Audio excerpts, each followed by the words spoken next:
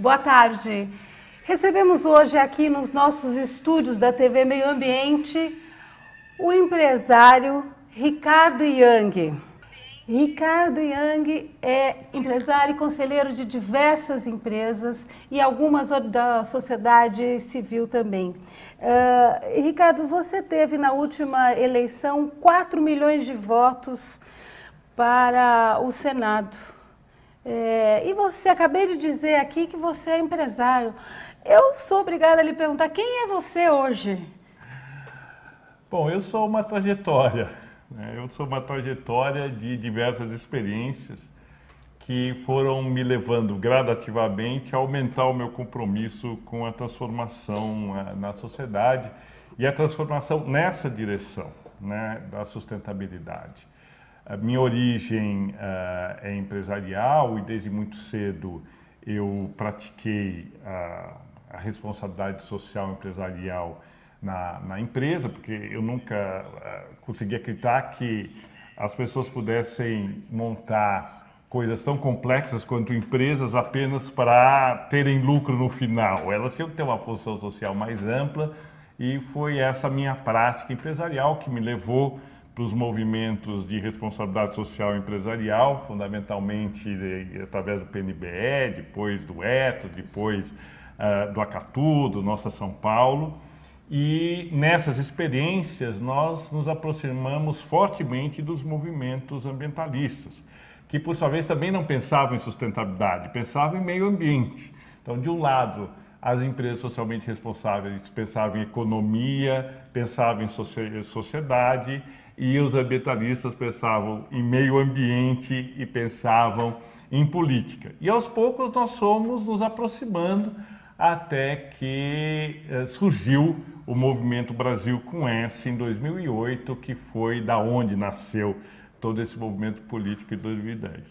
E aí hoje você acaba de me dizer aqui que já é um pré-candidato a vereador, ou seja, a mosquinha lhe picou. Não é exatamente que a mosquinha me picou, né? O nosso movimento, que é importante que o internauta saiba, em 2008, vários segmentos da sociedade, empresários, ambientalistas, lideranças sociais, se uniram para pensar o que seria um programa de desenvolvimento sustentável para o país. Uhum. E daí nasceu esse movimento Brasil com S e logo depois, um ano e pouco depois, nasceu do seio desse movimento a candidatura da Marina Silva. E essa decisão de se ter uma candidatura à presidência da República veio da convicção de que uma transformação da dimensão da transformação que a sustentabilidade exige não pode prescindir da atuação política institucional.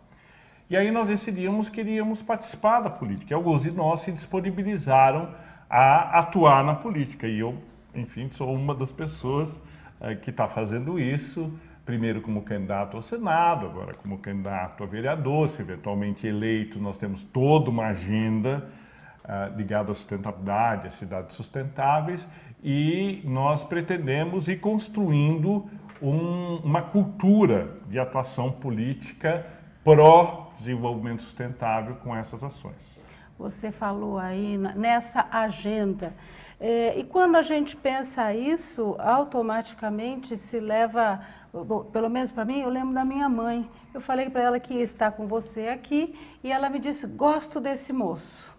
Ouço, assisto, leio e agora é uma novidade, o internauta já sabe que você tem um programa de TV, uma web TV, um programa pela internet. E o que isso quer dizer? Quer dizer, essa mobilização, você, como minha mãe diz, você fala aquilo que precisa ser dito. Você acha que a política está sensibilizada para esse discurso da sustentabilidade ou é o povo representado pela minha mãe? Olha, antes de mais nada, um abraço para sua mãe. Muito obrigado pelas palavras da senhora e eu espero fazer jus ao que a senhora disse para Darlene. Eu acho que sua mãe, ela está absolutamente correta, porque as pessoas não aguentam mais a política como um espaço do que há de pior das pessoas e da democracia. A política deveria ser, na tradição filosófica, desde dos gregos clássicos, passando por filósofos como a Hannah Arendt, o Max Weber, enfim, inúmeros pensadores, a política deveria ser o espaço de excelência do exercício das questões mais caras à sociedade, né? E deveria ser na política onde, no processo de resolução de conflitos, a sociedade faz história e avança, né? Quando nós vemos a política entregue ao que há de pior, do ponto de vista ético, do ponto de vista do interesse das pessoas que fazem política, é de entristecer a alma. Mas, por outro lado, sem a política, a sociedade não anda e não se faz história. Então, é necessário que todo projeto de transformação social passe pela política. Agora, passar pela política não é fazer a mesma política, né? É ter uma presença na política que possa acelerar o projeto de transformação da sociedade. E essa é a nossa compreensão. Tanto é que na candidatura ao Senado e mesmo a Marina como candidata a presidente, ganhar era importante, mas não era mais importante do que o processo mesmo de poder conversar com milhões de pessoas sobre essas teses tão importantes do século XXI. Você está querendo dizer assim, perder foi importante? Sem dúvida, é como a Marina disse tantas vezes, nós perdemos ganhando. Porque se nós não tivéssemos concorrido, a questão da sustentabilidade não estaria na pauta hoje de tantos partidos, né? Por exemplo, o projeto das cidades sustentáveis, a plataforma das cidades sustentáveis, está sendo assinada por todos os partidos. Quando é que isso ocorreria se não fosse a entrada desses novos atores na política, né? Então, menos do que a mosca azul, né? É muito mais uma necessidade imposta por um movimento que pretende, sim, ter uma atuação importante na mudança do país. Agora, isso nos leva automaticamente a Rio+20, principal conferência da ONU esse ano, que acontece no Brasil. De que maneira você vê a sociedade mobilizada para isso? Seja os seus pares empresários, seja os seus pares políticos, enfim, os colegas, como é que essa agenda sensibilizou as pessoas e a Rio+20 será um fórum, promete algo impressionante ou marcante? Nós estamos fazendo essa entrevista um dia após o Supremo ter julgado a constitucionalidade do Ficha Limpa e ter aprovado a Ficha Limpa para essas eleições. Foi um longo percurso, né? Foi um longo percurso para se colher 1.300.000 assinaturas. Foi um longo percurso se fazer um projeto de lei de iniciativa popular. Foi um grande sofrimento quando a lei foi aprovada e depois essa aprovação foi frustrada porque ela não obedecia à anualidade e acabou não influenciando as eleições do ano passado, mas finalmente ela foi aprovada. Eu soltei hoje no meu Face, no Facebook pessoal, eu coloquei lá um ícone que está rodando na internet, dando parabéns aos brasileiros sobre o Ficha Limpa. E eu digo, sim, há esperança, né? Então, nós não podemos deixar de persistir. Toda vez que existe uma forte crença de que é possível se transformar, essas forças vão adensando. E vão adensando em progressão geométrica. Inicialmente parecem forças dispersas, inicialmente parece que o inimigo é sempre mais forte, o adversário é sempre mais poderoso, e de repente a mudança vem. E de repente ela vem de forma suave e natural, né? E eu acho que é isso que nós estamos vivendo. Nós passamos pela Rio 92, Vivemos a década de 90 em torno do debate do protocolo de Kyoto.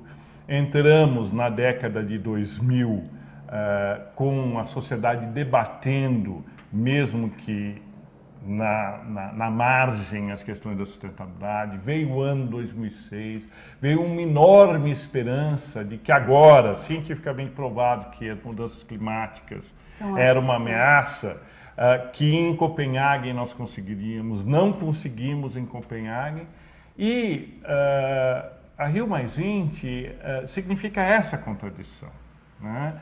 Uma contradição onde as mudanças que esperávamos não ocorreram, mas isso não diminui a urgência delas ocorrerem.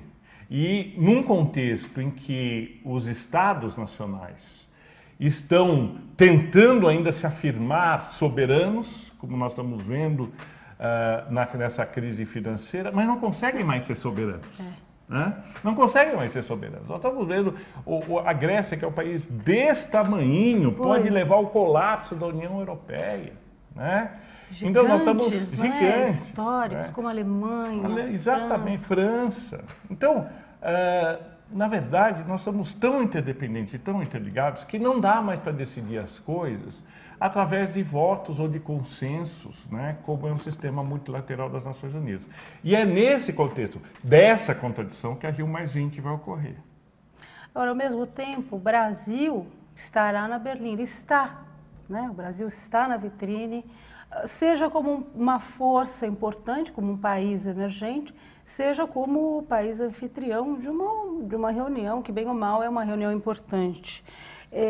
Você diria que nós nos encaminhamos por uma boa lição de casa, quer dizer, no sentido de que nós temos aí o Código Florestal, que é também um outro flanco aberto, não é não? Assim como a lei da ficha limpa, o Código Florestal é uma coisa complicada, não é? Muito complicada até agora. Eu acho que os movimentos progressistas da sustentabilidade e do agronegócio mais moderno estão perdendo nesse embate do Código Florestal, porque a visão do Código Florestal é o desenvolvimento como sempre foi, né? É um desenvolvimento em cima do conceito de crescimento. Nós vivemos uma doença, né, que se consolidou no século XX, de que só há riqueza e bem-estar com crescimento. O meme, né, do crescimento. O meme do crescimento, que, aliás, o nosso querido amigo Homero Santos explora tão bem no livro que ele está para lançar, chamado A Carreira de Hamlet, onde ele discute essa questão, né, do meme do crescimento. E não é verdade. Não é verdade. Uma família não é feliz expandindo as suas posses ou o número dos seus membros indefinidamente. Aliás, é provável que a partir de um dado momento essa família comece a ser muito infeliz. E não é diferente com a comunidade humana e com a comunidade da vida. A natureza, ela se autoequilibra. Nenhuma espécie, nenhum ecossistema se expande mais do que o seu próprio equilíbrio, a não ser em situações de desequilíbrio ou de doença, né? Então, nós não podemos mais pensar o desenvolvimento como crescimento. Tem alguns aspectos que continuam precisando de crescimento, né? Outros, pelo amor de Deus, vamos parar por aqui, né? E esse é um dos grandes problemas do Brasil. O Brasil vê o nosso desenvolvimento, e todos os governos, não é só o governo federal, não. Isso é o desenvolvimento é igual ao crescimento. Ontem saiu o PIB do ano passado. Nós estamos a 3/10 do que se imaginava e o mercado já ficou todo nervoso. Polvorosa. Agora, quando nós formos medir outros indicadores de bem-estar, o Brasil avançou muito ano passado, como nos anos anteriores. Então, nós temos que quebrar esse paradigma e temos que colocar outro no lugar. E daí, porque o desafio da sustentabilidade é tão grande. Na Rio+20, e eu não quero cansar o nosso internauta, porque o Haroldo Belin, que deu uma entrevista aqui no programa, e ele foi absolutamente maravilhoso, dos detalhes da Rio Mais Gente, mas o que está em discussão no Rio Mais Gente? Basicamente duas coisas. Governança global sobre a questão climática. O multilateralismo. Que é o multilateralismo, do jeito que está, não consegue governar a questão climática. Então está se discutindo se é necessário se criar um novo organismo multilateral, uma espécie de banco mundial do meio ambiente, um espaço que é uma autonomia da própria UNEP, né, que é o Programa das Nações Unidas para o Meio Ambiente, deixar de ser um programa e passar a ser um órgão com força de governança das Nações Unidas. Então, esse é um ponto. E o outro ponto é a tal economia verde, né? Se a economia verde vai ser o eixo do desenvolvimento desse século XXI ou não.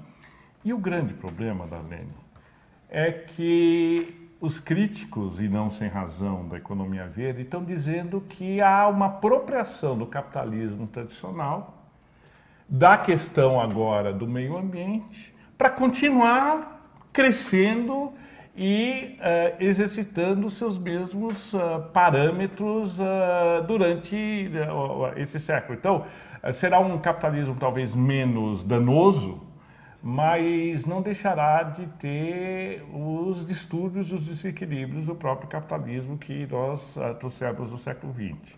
Então, a Rio Mais Gente vai ser isso. Qual o modelo de desenvolvimento que a humanidade vai escolher para esse século XXI? E quais vão ser as instituições que vão governar isso com autoridade global para fazer? Estamos falando do nosso futuro, né? Que futuro que nós queremos para nós, para a humanidade. Exatamente. É isso que está em jogo.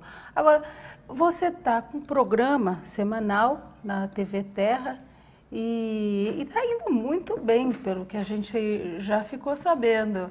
O que é isso? Você mudou de lado, agora virou uma estrela da mídia? Como é que está sendo essa tua experiência? Primeiro, eu espero que o meu programa vá tão bem quanto o seu. Porque se o seu programa vai bem e o meu vier aí bem como o seu, e vários outros programas, como o do André Trigueiros, que é excelente, maravilhoso, né? Nós vamos estar contribuindo para aumentar, multiplicar um pouco essa consciência e o entendimento, né, Darlene, do que é sustentabilidade. Porque não é simples. Eu concordo que sustentabilidade não é um tema simples. Aliás, a gente tem feito uma série aqui buscando que as pessoas respondam o que é sustentabilidade. E cada um diz uma coisa mais dispersa, mais desencontrada do que o outro. É isso que você sente? Eu acho que o conceito é simples como o desejo de uma mãe de que seu filho prospere no futuro. Tem essa simplicidade. E o filho só prospera no futuro não porque a mãe é mais rica ou mais pobre, mas qual foi a amorosidade que essa mãe dedicou ao filho para que ele tivesse a segurança e a autoestima necessária para que pudesse ser um indivíduo autônomo e de sucesso no futuro. Isso não tem nada a ver com o nível de renda da mãe, não tem nada a ver com a personalidade da mãe, tem a ver com amor, tem a ver com determinação e tem a ver com o compromisso de um futuro sempre melhor para aqueles que a gente quer bem. Então, sustentabilidade é simples assim. Agora, quando você vai traduzir sustentabilidade nas mais variadas áreas da nossa vida, é que a gente começa a bater em vários muros, né? Primeiro porque o conceito de amorosidade, de solidariedade, de cooperação, que é tão importante na sustentabilidade, não são virtudes num sistema competitivo, predatório, como nós vivemos hoje. Segundo, que esse senso de interdependência, de colaboração entre pessoas, não são também valores que estão muito presentes na nossa sociedade. Nossa sociedade valoriza o individualismo, o sucesso pela competitividade e assim por diante. Então, Hoje, talvez a tarefa mais importante da Lene, né, sua, minha e das centenas de pessoas que estão trabalhando nesse tema, é poder traduzir a sustentabilidade nas suas diversas dimensões práticas e mostrar que toda vez que nós conseguimos uma solução sustentável, ela é promotora de felicidade e bem-estar. E essa é a coisa mais importante. Toda solução sustentável é promotora de felicidade e bem-estar. Voltando ao nosso conhecido Homero Santos, que fala que consumir, hoje em dia na sociedade do consumo, muita gente consome para ser mais feliz e isso acaba trazendo mais infelicidade. Você está propondo justamente o contrário. Felicidade não tem nada a ver com consumo. Isso já está provado, né, por diversos cientistas, psicólogos, né? Os seres humanos têm uma necessidade de consumo para a satisfação das suas necessidades básicas ou culturais até um ponto. Depois disso, não há saciedade para a questão do consumo, né? E a felicidade e o consumo se descolam completamente, assim como o nível de renda, né? Até um certo nível de renda, a felicidade está ligada ao quanto as pessoas ganham. Depois desse nível de renda, não. Você sabe que quando você falava isso, me veio à mente a questão do pré-sal, da sociedade viciada ou acostumada ou dependente do petróleo. E, ao mesmo tempo, a gente tem a grande fronteira tecnológica, que é o pré-sal. No seu programa, um dos ex-diretores da Petrobras fez aí uma série de denúncias. Como é que você encara essa questão aí do pré-sal? Conta um pouco para a gente. Eu comparo o pré-sal um pouco como náufragos no mar, né? Esperando ser resgatados. E acaba a água. O capitão continua a bordo, mas acaba a água. Acaba a água. Nesse caso, tá. O capitão continua a bordo. Tá certo. Melhor. Mas acaba a água. E onde é que tem água fácil e farta? No mar, aqui do lado, né? Mas cada vez que você toma e tenta saciar sua sede daquela água, mais sede você vai ter e você vai ser liquidado. Obviamente não é aquela solução. Que solução então é necessária? É necessário se captar a água da chuva. E a água da chuva passa por um esforço muito maior, né? Uma prontidão completamente diferente, o sereno da noite e etc. Quer dizer, ir buscar e prospectar formas que são mais complicadas, mas absolutamente eficazes para a solução da sede do náufrago, né? Nós somos uma civilização, isso é quase um chavão hoje, viciada em petróleo. E o vício no petróleo tem nos condenado a uma ignorância em relação à fartura de energia existente na Terra e no nosso sistema solar, né?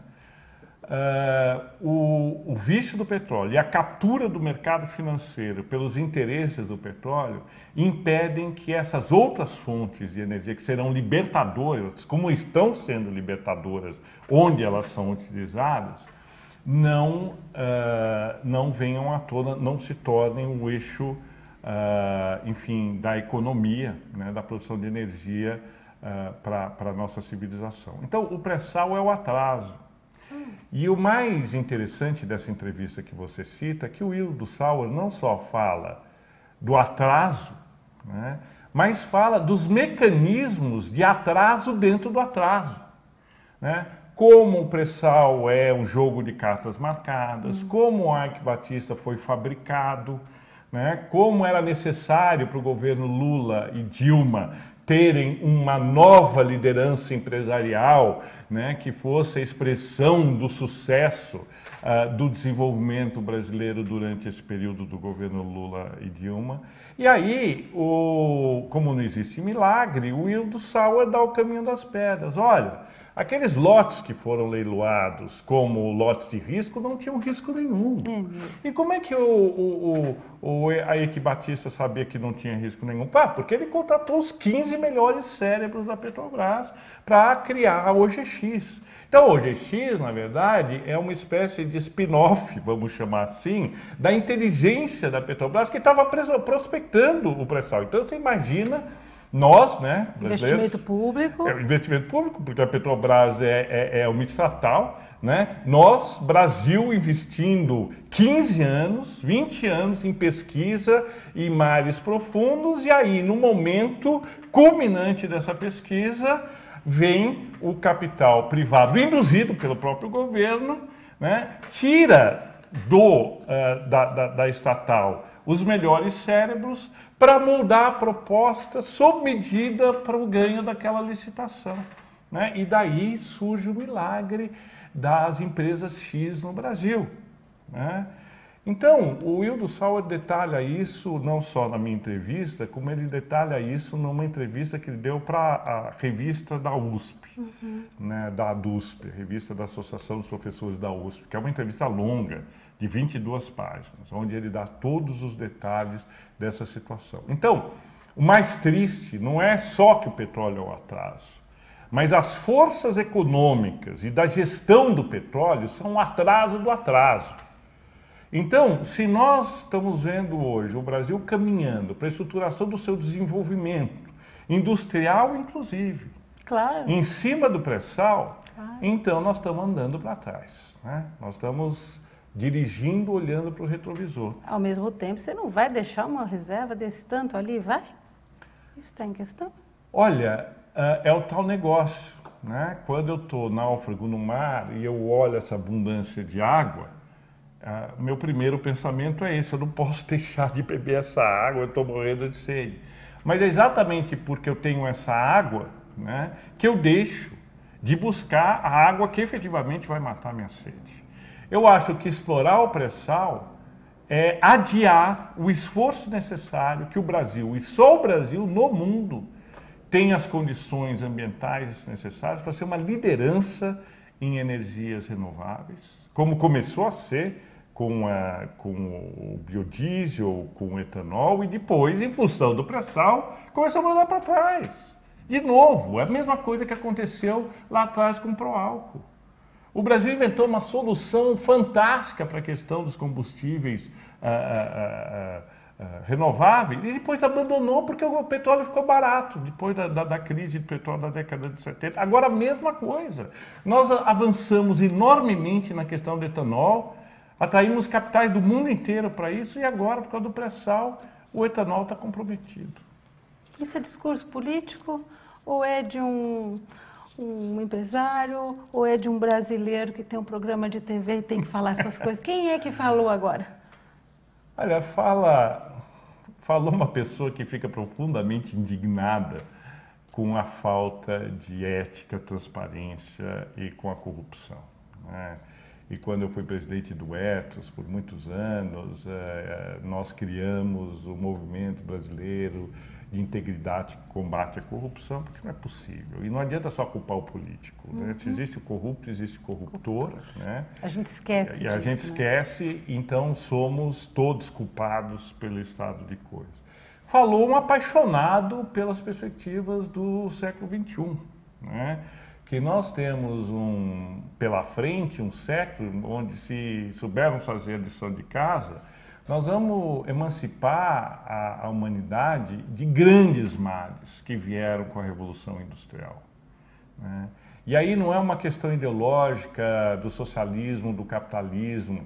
Existe, tanto nas experiências socialistas como no capitalismo, uma obsessão pelo desenvolvimento industrial, né? E eu acho que nós, aqui no século XXI, estamos numa posição onde a gente pode fazer a crítica disso. A crítica a esse modelo de crescimento infinito. A crítica ao que a gente chama, ou se condicionou a chamar de qualidade de vida. Hoje nós podemos fazer essa crítica e nós estamos encontrando novos caminhos. E a perspectiva desse século pode ser maravilhosa se fizermos essa lição de casa. Então, essa fala vem dessa pessoa, né? Se isso tem decorrências políticas, econômicas, sociais no programa de televisão, aqui nesse programa, eu não sei, o internauta que julgue. Sua mãe que julgue também. É minha mãe. Depois eu quero a opinião da senhora. Muito obrigada. Nós aqui agradecemos imensamente porque a sua fala emociona. A gente sente aí uma autenticidade que é muito boa e que muita gente deveria ter. Agradecemos então o Ricardo Yang, empresário, pré-candidato a vereador e um apresentador de TV de um programa chamado Sustentabilidade no Terra, no portal terra.com.br. A você que nos prestigiou, muito obrigada. Até a próxima. Muito obrigado, Dalila.